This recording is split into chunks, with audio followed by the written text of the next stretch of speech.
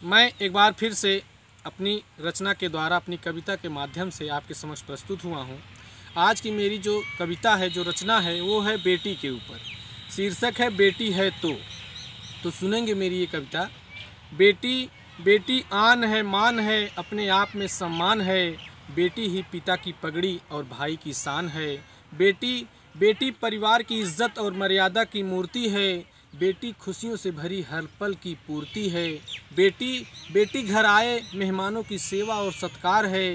बेटी माँ की अनुपस्थिति में घर का दर्पण और दीदार है।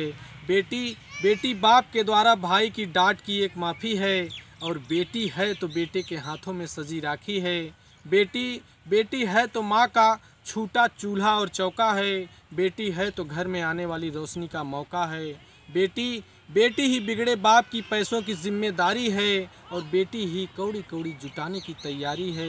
बेटी बेटी ही रिश्तेदारों की बीच की मर्यादा है। और बेटी है तो बाप के कन्यादान का इरादा है।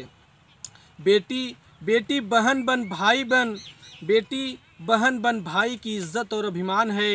बेटी से बाप का दिखता स्वाभिमान है। बेटी बेटी है तो घर की खिचड़ी का त्यौहार अपना है।